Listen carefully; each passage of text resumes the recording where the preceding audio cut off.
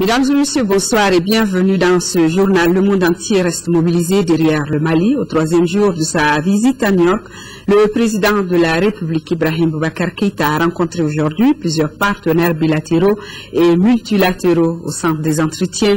La relance de l'économie malienne, durement frappée par la récente crise sécuritaire au nord du pays, IBK a aussi tenu à remercier de vive voix ses homologues qui lui ont fait l'honneur d'assister à sa cérémonie d'investiture le 19 septembre dernier. Envoyé spéciaux à New York, Boubacar Touré, Ibrahima Koulibaly. Carnet d'audience particulièrement chargé ce mercredi 25 septembre du président IBK ici à New York. Le chef de l'État a eu plusieurs rencontres bilatérales, notamment avec la délégation de l'Union européenne. Maliens et Européens ont ensemble dégagé quelques pistes pour une intervention rapide de l'Union européenne. C'était une très bonne réunion avec le président du Mali. Et vous savez que nous soutenons beaucoup tous les efforts du Mali pour l'autorité de l'État et pour la réconciliation nationale. Le président Keïta a salué ses partenaires pour leur appui dans le cadre de la formation militaire. La contribution de l'Union européenne au Mali a permis une meilleure lecture de la situation politique au Mali, dira-t-il, avant de souhaiter la mise en œuvre rapide de l'appui au développement dans le cadre du 10e et du 11e FED. Le chef de l'État a promis à la délégation de l'Union européenne une meilleure utilisation de ces fonds. Au titre du 10e FED, il faudrait qu'il y ait là dans le pipe près de 583 millions d'euros, c'est pas peu. Et nous avons également vu ensemble pour le 11e FED, où il y a une enveloppe d'environ 615 millions. C'est beaucoup de ressources. Évidemment, l'inquiétude européenne, la gestion de telles ressources, mais je n'ai aucune espèce d'inquiétude par rapport à ça. J'ai dit que j'ai confiance en mon équipe, je la sais à hauteur des missions. Le chef du gouvernement est un homme de l'art, donc aucune inquiétude par rapport à ça. Ces ressources seront utilisées à souhait et sont bien résorbées. Il y a des chantiers qui vont être mis en œuvre, tout cela pour le confort des Maliens. Avec l'envoyé spécial du secrétaire général de l'ONU au Sahel et avec le président de l'Assemblée générale de l'ONU, les entretiens ont porté sur les leçons à tirer de la crise politico-sécuritaire. Les deux parties ont convenu de la nécessité de jeter les bases d'une véritable refondation du Mali en prenant la mesure des causes profondes de cette crise et en s'y attaquant résolument. Et le président a eu le soutien ferme de l'institution onusienne. Je lui dis également notre reconnaissance aux Nations Unies pour ce qu'elles ont réussi à faire au Mali. La communauté internationale a été à nos côtés, sera encore à nos côtés, il l'a dit avec force. J'ai souhaité qu'au-delà des problèmes politiques habituels, nous ayons une sorte de redémarrage massif de l'économie malienne. Je vois dans ce domaine comme dans tous les autres domaines, le soutien politique nous est acquis, le soutien économique nous sera acquis et nous serons accompagnés. Cette journée a été aussi ponctuée par plusieurs autres rencontres informelles. Le chef de l'État tenait à remercier particulièrement tous ses homologues qui ont rehaussé par leur présence l'éclat de la cérémonie d'investiture, malgré quelques imperfections inhérentes à l'organisation d'une telle fête grandiose. Je voulais le féliciter pour la journée magnifique à laquelle j'ai assisté. C'est que c'était un jour de fête pour le peuple malien et nous étions très très heureux. C'était une journée de fête pour la démocratie, pour le peuple malien, pour la paix, pour la victoire contre le terrorisme, etc. Donc moi je suis rentré extrêmement satisfait de cette journée. Et j'ai dit au président que la Tunisie est un pays fraternel, que nous allons tout faire pour participer à la stabilité du Mali en envoyant des troupes dans le cadre de la MINUSMA, et que nos hôpitaux sont ouverts, nos universités sont ouvertes, et que alors nous avons pris 2 rendez-vous. Il viendra en Tunisie et il a promis qu'il m'emmènerait voir les manuscrits de Tombouctou. Cette journée marathon s'est achevée autour d'un dîner offert par le vice-secrétaire général de l'ONU. Dîner élargi aux principaux acteurs et pays touchés par le phénomène d'insécurité dans la bande sahélo-saharienne. Une sorte de prélude à la réunion de haut niveau sur le Sahel tenue ce jeudi à New York. Et toujours concernant cette première sortie officielle du président de la République, retenez que c'est demain vendredi que le président Ibrahim Boubacar Keïta fera son premier grand oral en tant que chef de l'État du Mali. Mais avant, le Mali et la bande sahélo-saharienne, Boubacar Touré vient de le signaler, était au centre d'une réunion de haut niveau à l'initiative du secrétaire général des Nations Unies. Le chef de l'État qui a pris part aux travaux a dévoilé la vision des autorités maliennes pour sécuriser et pacifier le Sahel. Le compte-rendu complet sur cette rencontre dans nos futures éditions. Ici, à Bamako, visite de courtoisie du Premier ministre à 3 institutions de la République. Oumar Tatamli s'est rendu à l'Assemblée nationale, à la Cour suprême et à la Cour constitutionnelle. Pour le chef du gouvernement, les institutions ont besoin les unes des autres pour réussir leur mission. Le compte-rendu de Amadou Sankaré.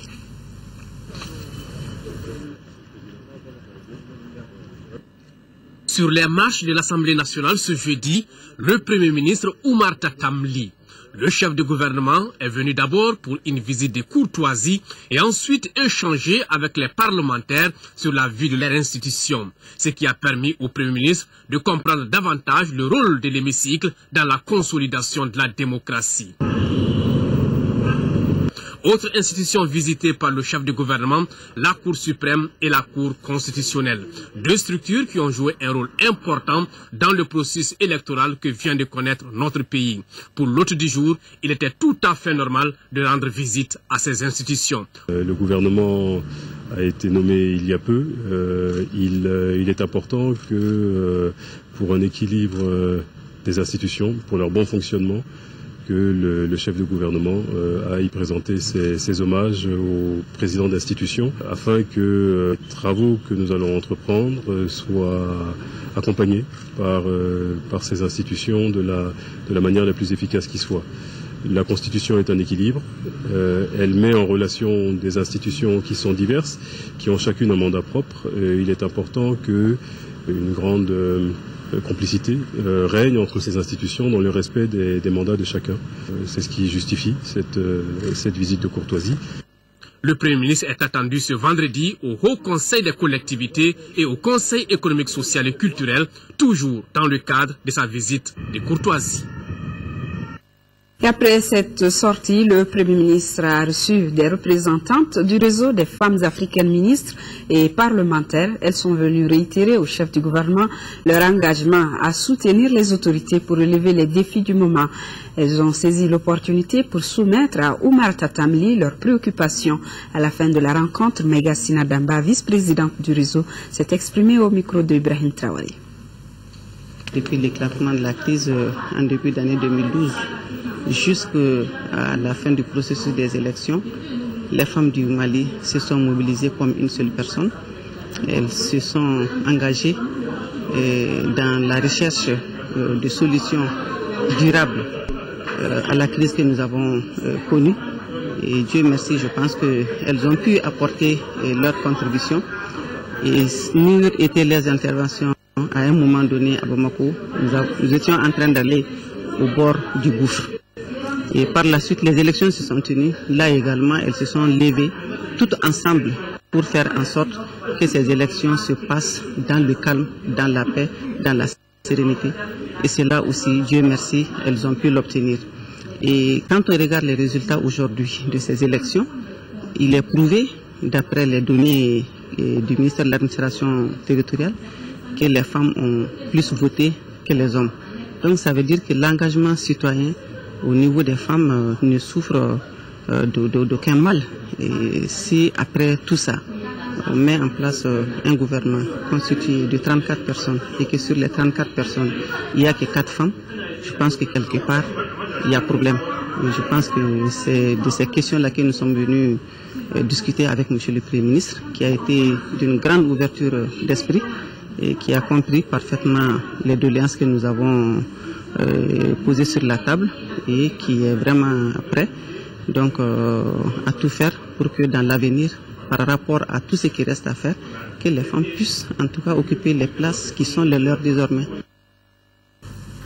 Atelier de restitution et de plaidoyer sur la question relative aux droits de l'enfant à l'Assemblée nationale. L'initiative est de la COMAD en partenariat avec la Fondation Friedrich Naumann. Le compte-rendu de Alpha Maïga.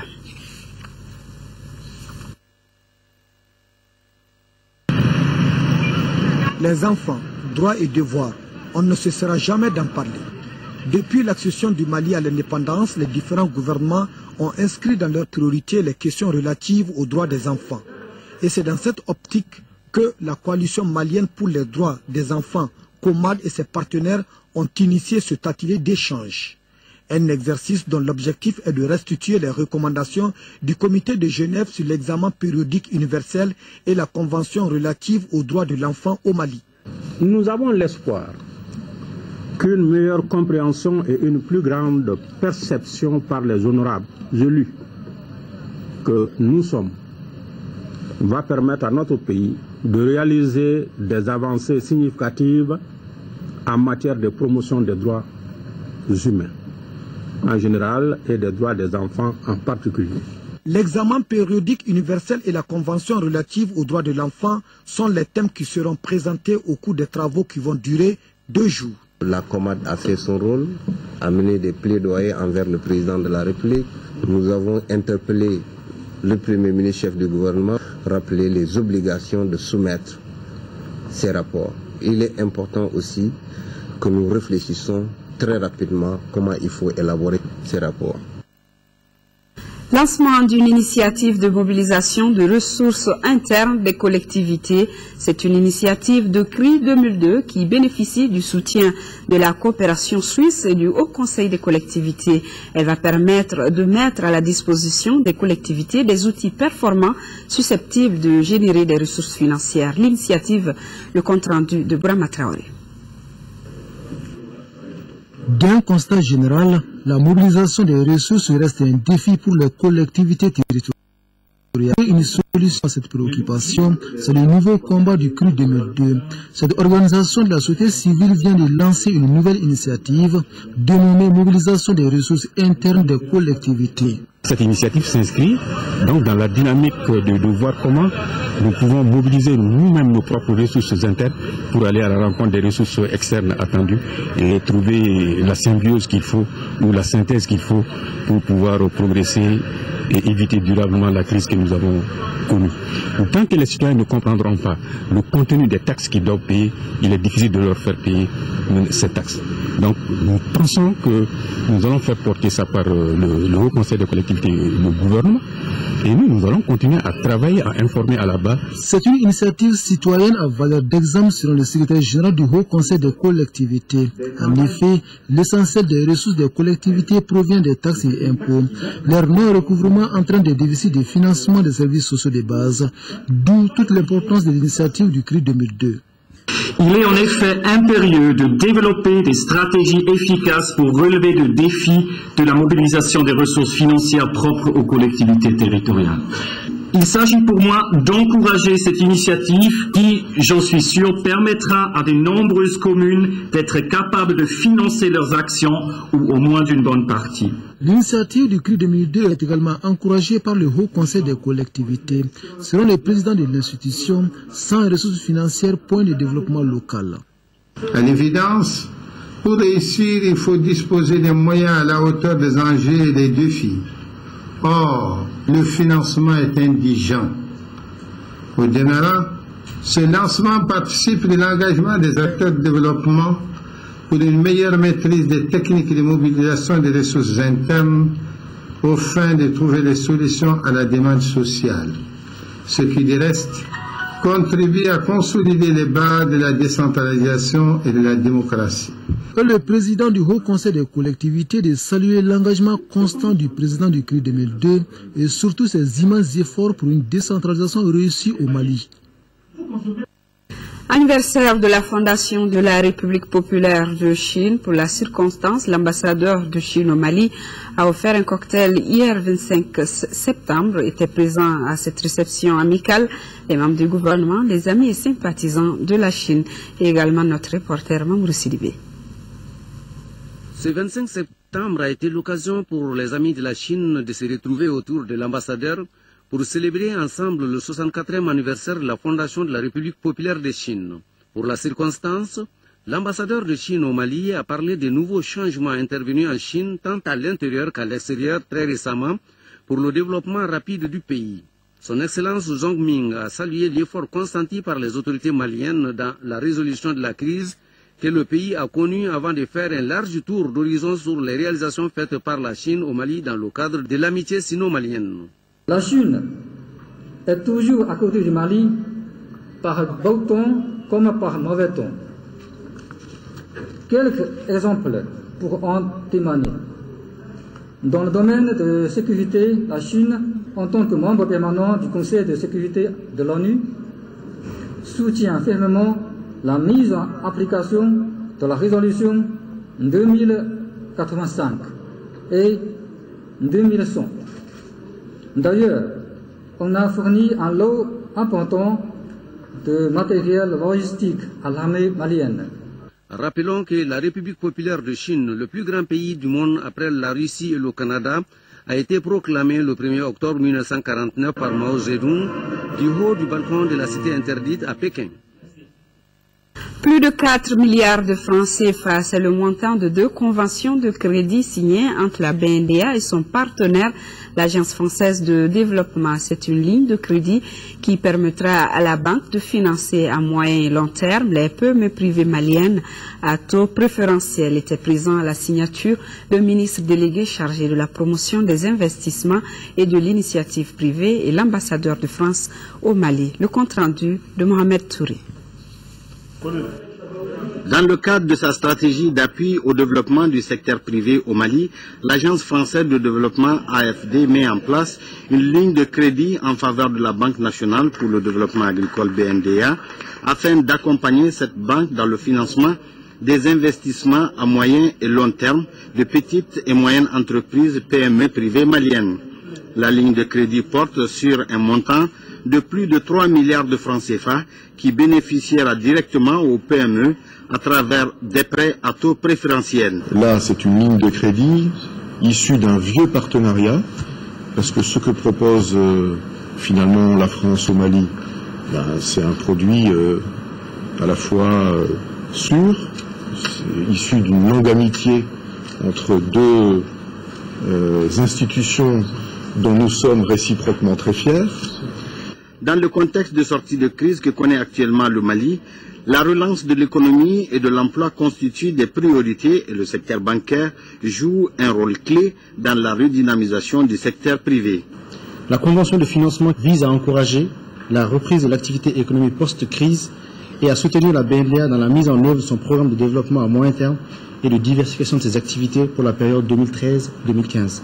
En effet, les PME constituent l'essentiel du tissu économique malien. Elles représentent un important potentiel de croissance et de création d'emplois.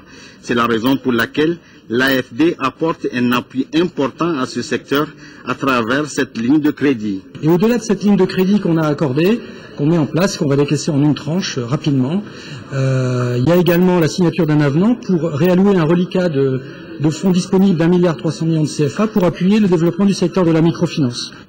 Ce financement permettra de renforcer la capacité financière de la BNDA et son potentiel d'octroi de prêts à moyen et long terme. Sur le secteur agricole, ce financement lui permettra d'accompagner la campagne agricole 2013-2014 en améliorant les revenus et les conditions de vie des entreprises et des ouvriers agricoles grâce aux créations d'emplois en milieu rural. Les concours de la BNDA seront accordés aux entreprises, aux petites et moyennes entreprises, à la fois agricoles, industrielles, artisanales et commerciales. Quand nous disons de taux préférentiels, c'est des taux qui vont se situer entre 7 et 9%. L'AFD est un partenaire historique de la BNDA qui bénéficie de plusieurs concours sous forme de subventions, lignes de crédit et garanties, entre autres. Journée internationale de l'alphabétisation célébrée aujourd'hui au Mali. L'alphabétisation, décentralisation et paix pour un développement durable, c'est le thème choisi. Le compte rendu de la cérémonie avec Mamadou Bagayogo.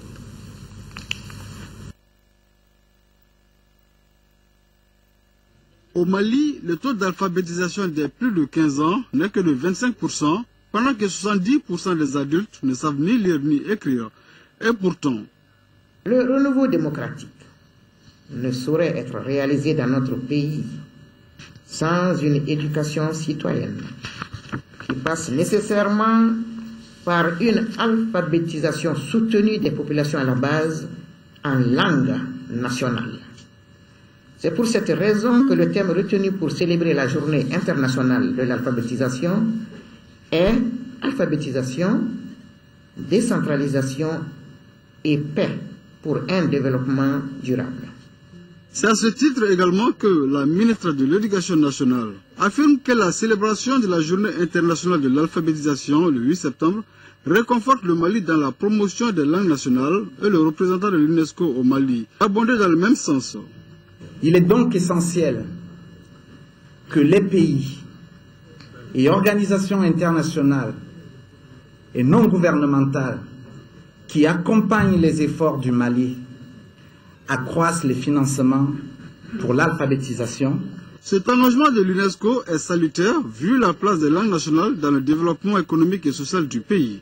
Le besoin d'utiliser les langues nationales comme outil indispensable de développement est exprimé de manière forte par différentes communautés et divers organismes du pays, que sont les collectivités territoriales, les organisations non gouvernementales, les entreprises, les institutions de la République, les partis politiques et les services administratifs. L'alphabétisation a en effet facilité le développement de certains projets ou compagnies comme la CMDT, l'OHVN et l'opération Ségou.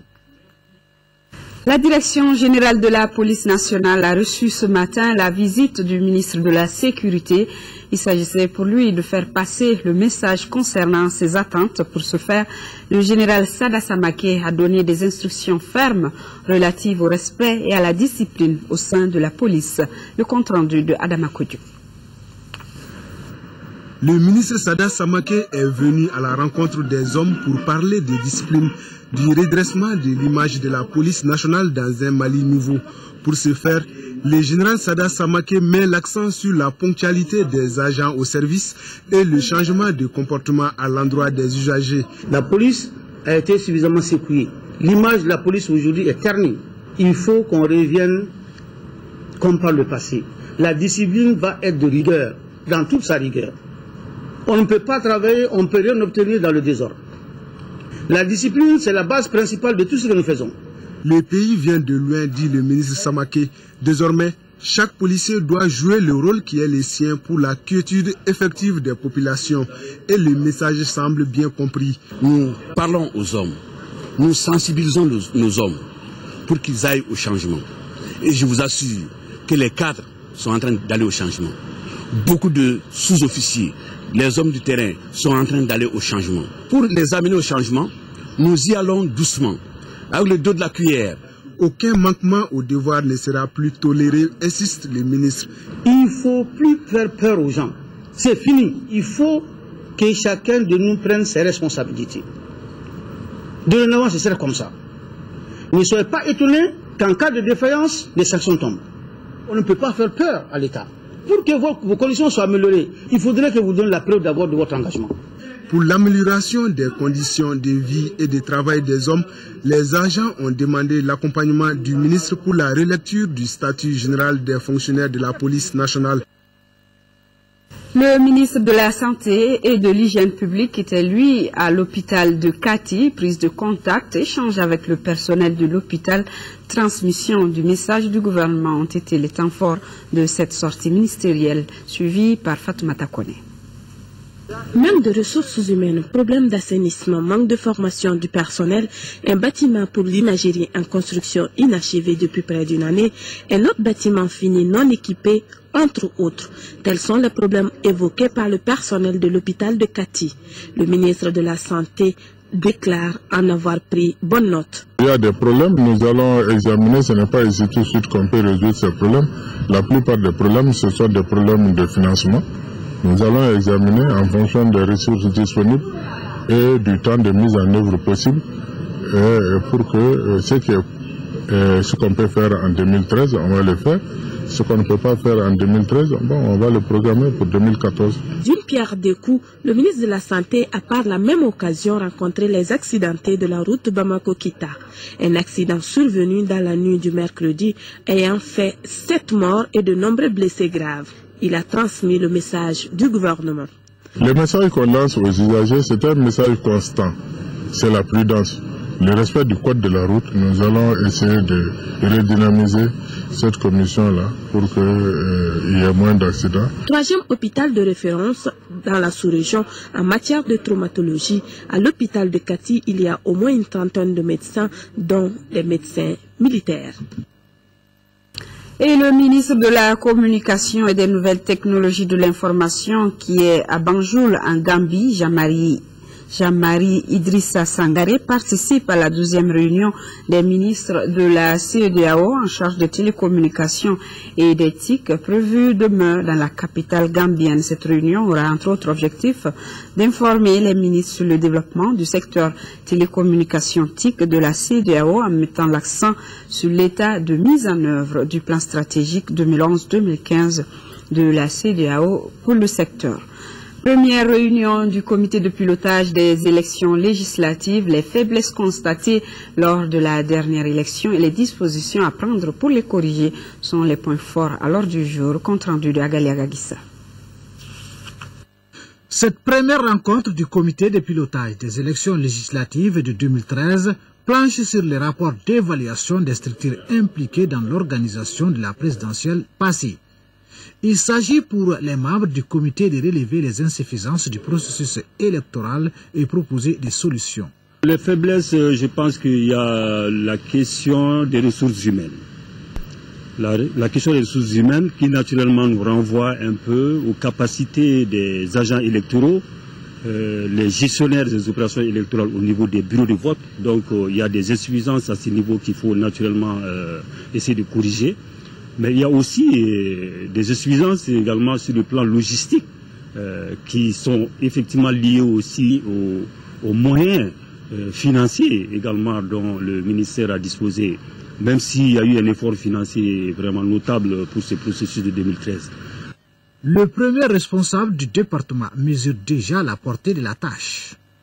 Les élections législatives, je considère qu'elles sont beaucoup plus compliquées que l'élection présidentielle et seront beaucoup plus difficiles que l'élection présidentielle. Ça veut dire que la tâche sera beaucoup plus compliquée et en termes d'enjeux, en termes de candidats à gérer, en termes de sources potentielles de conflits à anticiper, il faut multiplier tout ça par plusieurs dizaines. Donc ça veut dire que les efforts que nous avons fournis pour l'élection présidentielle, il faut que nous soyons prêts à multiplier ces efforts par plusieurs dizaines.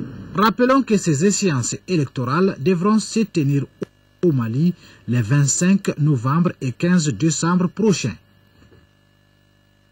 Liste en réunion d'évaluation de l'élection présidentielle de 2013. Au cours des échanges, il sera question du bilan de la couverture médiatique du scrutin suivi des recommandations. Fademba Keita. Cette journée porte sur 3 recommandations. La première, animée par le directeur général de l'ORTM, s'intitule « Couverture de l'élection du président de la République par l'audiovisuel public, le cas de l'ORTM, bilan et recommandations ». Les 2 autres font état de la même couverture par les radios privées et communautaires, cas de la radio Benkan et par la presse écrite. Elles sont développées respectivement par le secrétaire général de l'Union des radios et télévisions libres URTEL et par le directeur des rédactions de l'Agence malienne de presse et de publicité AMAP. Qu'est-ce que nous avons fait pour la couverture de l'élection présidentielle? Qu'est-ce qui a marché? Quelles sont les leçons apprises? Quels sont les acquis? Et sur la base de ça, tirer des leçons.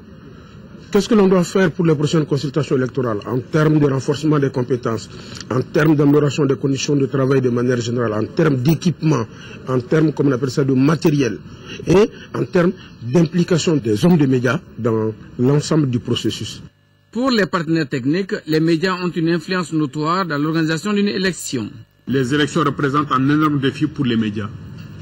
Il est par conséquent impératif que vous maîtrisiez le cadre juridique des élections, ainsi que les rouages du processus électoral, afin de garantir à vos reportages et autres sujets importants objectivité et crédibilité. Le département de tutelle reconnaît que le taux de participation atteint illustre les efforts déployés par les médias au cours de cette élection. Le résultat positif dont tout le monde parle, je pense que nous le devons, pour ma part, dans une large mesure, justement, à la grande responsabilité qui a caractérisé vraiment la couverture médiatique. Le communiqué final et les recommandations issues des échanges doivent permettre aux participants de corriger les insuffisances constatées et de situer les rôles et les responsabilités des hommes de médias. Augmentation du taux de représentativité des femmes aux élections générales 2013-2014, c'est l'intitulé d'un tout nouveau projet de la FENACOF. Il vise à encourager les candidatures des femmes aux élections législatives et communales à venir. Le projet est financé à plus de 29 millions de francs CFA pour une durée de 12 mois par le programme d'appui aux organisations de la société civile. Moussa Fane. Pour une participation massive des femmes aux prochaines élections législatives et communales, un nouveau projet vient de voir le jour. Il s'agit du projet Augmentation du taux de représentativité des femmes aux élections générales 2013-2014. Il vise à accroître le nombre de candidatures féminines aux échéances électorales prochaines. Le succès ne peut être obtenu que si les femmes sont associées à ces processus et leur opinion prise en considération. Donc c'est cette situation synoptique déplorable qui a conduit la FENACOF à l'élaboration d'un plan d'action.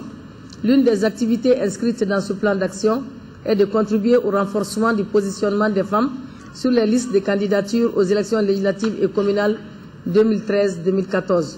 Financé à plus de 29 millions de francs CFA, le projet Augmentation du taux de représentativité des femmes aux élections générales 2013-2014 entend rehausser l'implication des femmes dans le processus électoral au Mali. Les ministres de la promotion de la femme, de la famille et de l'enfant saluent l'initiative. La participation politique des femmes est une préoccupation majeure de mon département. Notre défi commun étant de multiplier les candidatures féminines et d'accroître le nombre de femmes élues. D'une durée de 12 mois, le projet concerne les partis politiques et les organisations de la société civile. Il couvre les 6 communes du district de Bamako et les communes de Kati et Sibi dans la région de Koulikoro. On célèbre demain la journée mondiale du tourisme. 27 septembre, le Mali la célèbre sous le thème « Le tourisme et l'eau, protéger notre futur », un thème qui met en relief la place et l'importance de l'eau dans le processus du développement durable. À l'occasion de cette cérémonie, le ministre de l'Artisanat et du Tourisme adresse un message ici à ses compatriotes. Berthe Aïssata Bengali, ses propos sont recueillis par Mohamed Diarra. Ce thème s'inscrit dans la droite ligne de l'année internationale de la coopération pour l'eau, proclamée par l'Assemblée générale des Nations unies dans le contexte de la décennie internationale pour l'action. L'eau, source de vie, 2005-2015.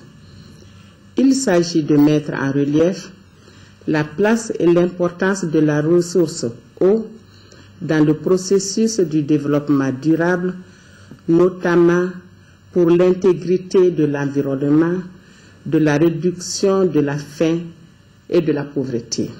Essentiel et indispensable pour la santé et le bien-être de l'homme, l'eau demeure l'élément fondamental pour l'atteinte des objectifs du millénaire pour le développement OMD. Secteur transversal.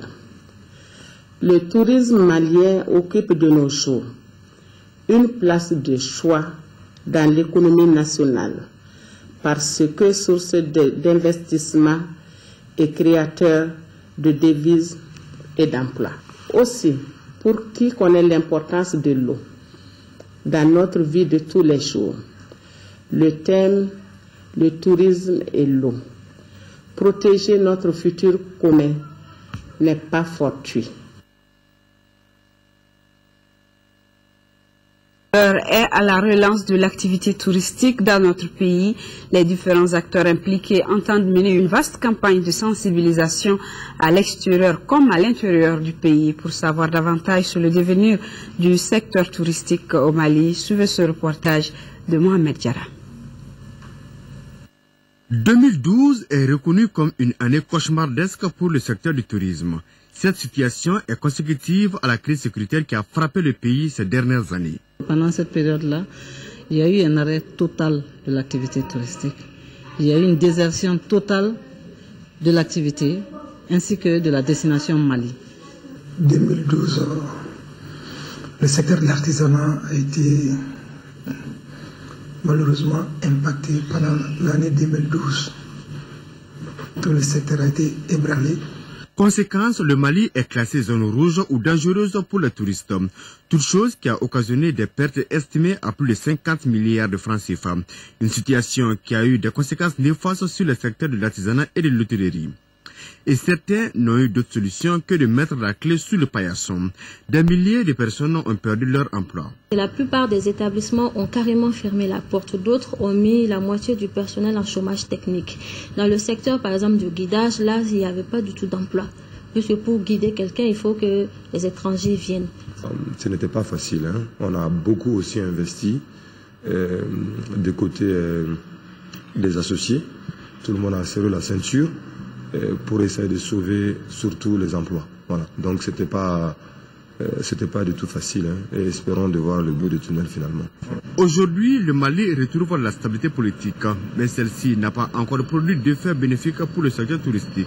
Comment alors relancer le tourisme malien après la crise? La question taraude les esprits, mais les idées commencent à germer.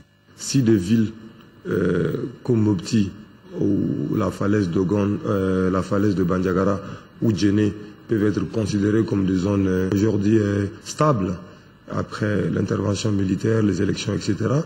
Donc on doit pouvoir arriver à des accords pour permettre le retour des touristes chez nous au Mali. Nous devons, si nous sommes sûrs qu'il y a cette volonté politique de développer l'activité touristique, de relancer l'activité touristique à la faveur du retour de la paix et de la sécurité, en ce moment, nous devons faire en sorte que les différentes chancelleries puissent enlever le Mali de la liste rouge. Cette campagne d'information, l'OMATO l'a déjà entreprise. Nous sommes en train de faire des plaidoyers au niveau des différentes ambassades et consulats. Ça, c'est déjà au niveau ministériel. Au niveau de la direction technique que nous sommes en train de faire un plaidoyer avec les agences de voyage, avec tout ce qui est style universitaire. Nous souhaitons qu'il n'y ait ni rouge ni orange, mais une couleur verte. En attendant de voir les résultats de cette campagne, des alternatives ne manquent pas. Il s'agit d'adopter une nouvelle politique en matière de tourisme et de l'hôtellerie. C'est vrai que le nord, c'est le poumon, c'est le triangle Mopti, Djenné, Pays Dogon avec Tombouctou et Gao. Mais maintenant, nous sommes en train d'accélérer la diversification de l'offre touristique au niveau du centre, du sud et de l'ouest. Et c'est pour trouver des solutions pérennes à de tels problèmes que la Journée mondiale du tourisme a été instituée. En tout cas, pour la relance de l'activité touristique au Mali, chacun a sa stratégie. Il y a de bonnes perspectives parce que après Bruxelles, il est prévu plus de 15 milliards pour le secteur de l'artisanat, tourisme et culture. Donc dans ce projet, nous on est en train de préparer un bon document de lobby plaidoyer et nous devons avoir notre compte là-bas. Le défi est certes de taille, mais la solution passe par une conjugation des efforts à tous les niveaux, y compris celui des partenaires techniques et financiers. Hajj 3e Mali Maroc Mec, c'est le nom du nouveau produit proposé par Sahel Voyage Mali à ses clients. Il s'agit pour l'agence de faire visiter aux pèlerins en transit au Maroc les sites touristiques et de culte du royaume chérifien. Mamour Sidibé. L'agence Sahel Voyage vient d'ajouter à son voyage pour le Hajj un autre produit dénommé Hajj 3M, Mali, Maroc, Mecque. Le Hajj 3M consiste à faire visiter le royaume chérifien aux pèlerins maliens pendant leur séjour dans ces pays en transit pour la Mecque. Les pèlerins quittent le Mali et ils sont en transit au Maroc, donc profitant du temps de transit, donc il dure plus de 15 heures, pour faire la prière dans la grande mosquée Hassan II, pour faire une excursion dans la ville sainte de Meknès, et continuer sur Fès à 60 km de Meknès, et retourner et reprendre le vol pour continuer sur la Mecque. Les ministres présents à la cérémonie ont salué l'initiative de Sahel Voyage qui est un moyen sûr d'intégration et de renforcement de l'entente entre les membres de la Oumma islamique. L'initiative comme telle, je me dis, elle est fantastique.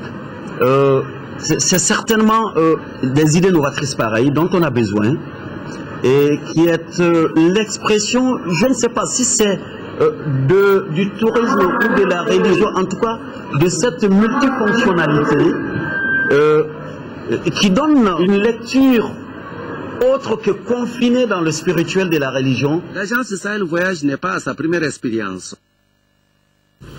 Tous les pèlerins maliens de la filière gouvernementale sont à Médine pour un séjour de 8 jours pour chacun des 3 groupes. Le départ pour la Mecque pour les 3 groupes est prévu respectivement pour les 1er, 2 et 3 octobre prochain. Mais en attendant, 2 pèlerins de la filière gouvernementale nous parlent de leurs conditions de vie à Médine. Envoyés spéciaux, Nyanza Koulibaly, Abdraman Keita, Brahima Touré.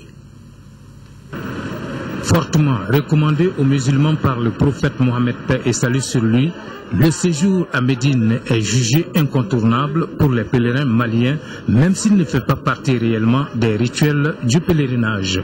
Ainsi, au-delà des prières dans la sainte mosquée du prophète, ce séjour est aussi consacré à des ziyaras et autres visites des sites historiques de la religion musulmane, ce qui en fait dans la pratique la première étape du pèlerinage avec une forte affluence des pèlerins du monde entier.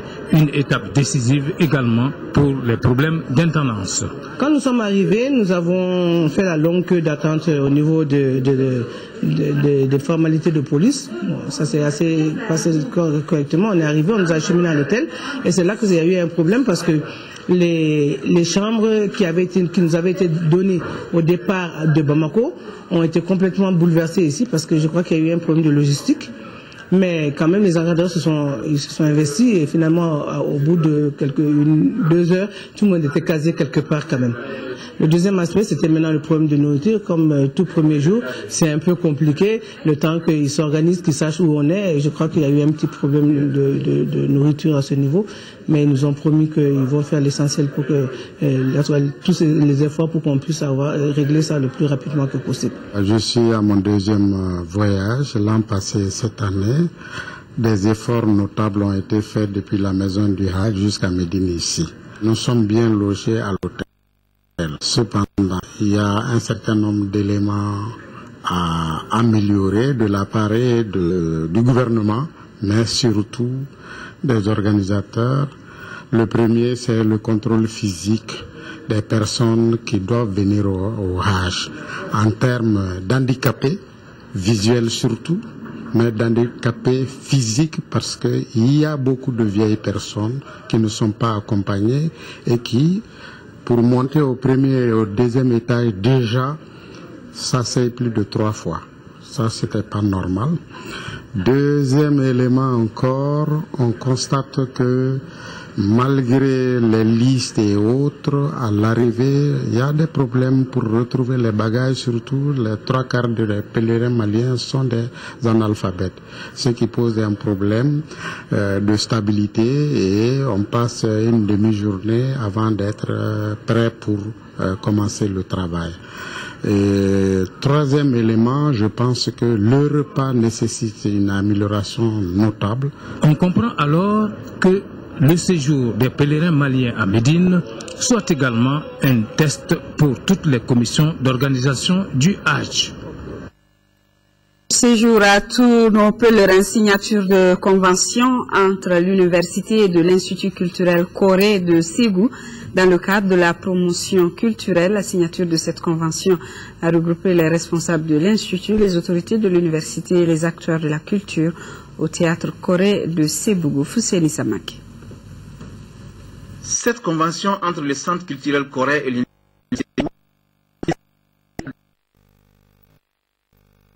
habilitant avec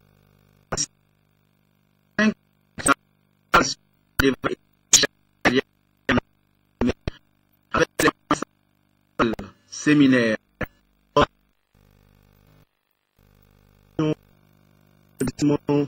de nos bibliothèques respectives par la mise à disposition d'ouvrages spécialisés et de publications va permettre de jeter définitivement un pont entre le secteur privé et public d'une part, mais aussi entre l'université et nos traditions. Nous allons travailler avec les experts, les chercheurs de l'Université de Ségou, et ça va nous permettre de valider nos concepts, de travailler ensemble pour des manifestations culturelles scientifiques, pour faire de Ségou un pôle d'excellence culturelle et scientifique.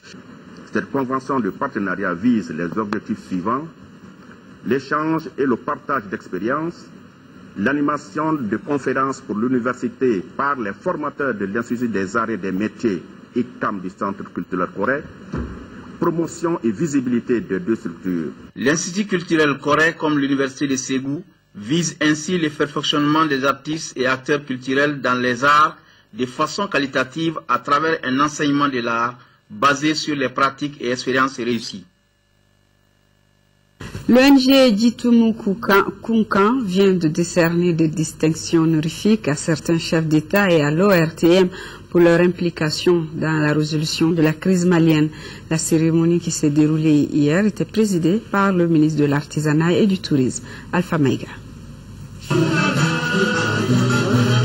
Le Kiwara est une récompense qui couronne l'effort d'une personne, sa bravoure, son courage, son abnégation. Et c'est dans ce cadre que l'ONG Jitumu Kunkan a initié cette cérémonie. Une cérémonie dont l'objectif est d'offrir des distinctions honorifiques. Cela à des personnalités et structures qui ont œuvré dans la gestion de la crise malienne. Parmi ces personnalités, les chefs d'État de la Côte d'Ivoire, du Burkina Faso, du Bénin, du Tchad, de la France, entre autres. À ceci s'ajoute l'ORTM pour le succès de l'armée malienne transformée en exploit et dont les images ont été diffusées par la structure. Les personnalités dont il est aujourd'hui question ont prouvé leur engagement et leur solidarité envers notre peuple avec la volonté ferme de l'accompagner au prix du sacrifice ultime. Les organisateurs ont saisi l'occasion pour présenter à l'Assemblée les lieux touristiques du Jitumu à travers une exposition photographique. La Fédération malienne de football organisera les 7 et 8 octobre à Mopti son assemblée générale, initialement prévue les 5 et 6 octobre. Cette session a été repoussée en raison de la demi-finale de la Coupe de la Confédération Stade malien Tout-Puissant Mazembe. 3 listes de candidatures sont en course pour le renouvellement du bureau de la FEMAFOOT. Il s'agit de celles de Amadoun Kolado Sissé, de Boukari Sidibé et de Boubacar Diarra. Pour plus de précision, écoutons le secrétaire général Boubacar Cham au micro de Khalifa Traoré. Nous avons reçu la notification de la programmation des demi-finales de la CAF. Et là, ils ont mis le match du stade le 6. Donc, ce qui nous a amené à revoir ça à la demande du stade. Donc, dans un premier temps, on avait envisagé de faire ça avant le match. Mais les dirigeants du stade ont estimé que bon, ça ne leur permettait pas d'avoir la concentration nécessaire. Et ils ont donc demandé à ce qu'on le fasse après le match. Donc, pour le moment, en tout cas, nous avons marqué, au niveau de la fédération, en tout cas, on a marqué l'accord pour que donc l'Assemblée générale se tienne après le match, c'est-à-dire le lundi et le mardi, c'est-à-dire le 7 et le 8, le 7 et le 8 octobre à Mopti. Au moment où on fixait ces dates, les phases de poule n'avaient même pas commencé. Donc, il nous était impossible de savoir que les demi-finales allaient tomber sur les 5 et 6 octobre. Vous savez qu'il y a une commission électorale, donc il y a des électeurs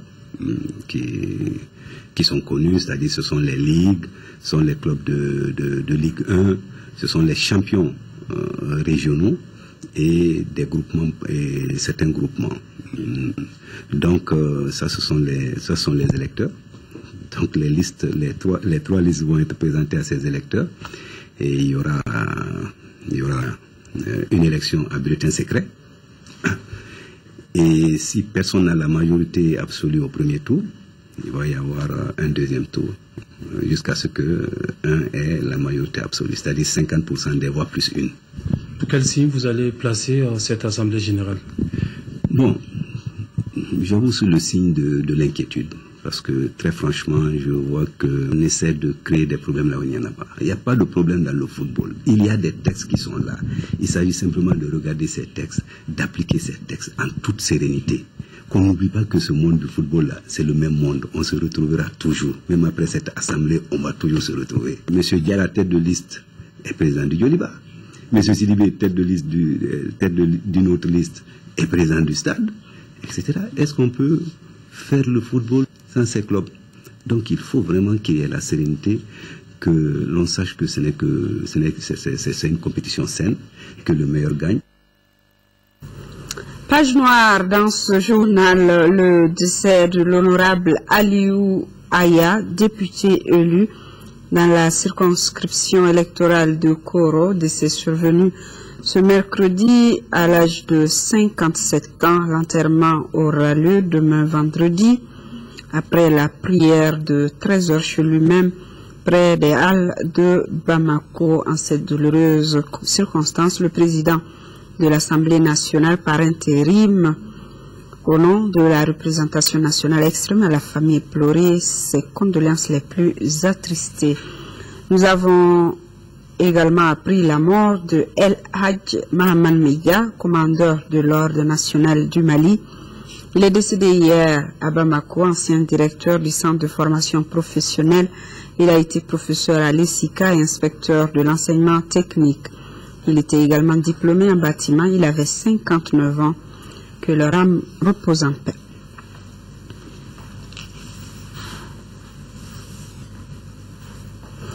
Le Mali a célébré dimanche dernier le 53e anniversaire de son accession à l'indépendance. L'interview de la semaine s'intéresse aujourd'hui à la question pour jeter un regard sur le parcours du Mali indépendant. Yaya Konaté reçoit Amadou Seydou Traoré, dit Amadou Djikoroni. Il est écrivain, militant anticolonialiste et responsable politique sous la Première République. L'interview de la semaine est à suivre après cette édition qui s'achève. Amara Malé Diallo vous retrouve demain à 10h et 13h pour les éditions du soir. Vous serez en compagnie de Amadou Sankari. Je vous remercie pour votre fidélité. Bonsoir à tous.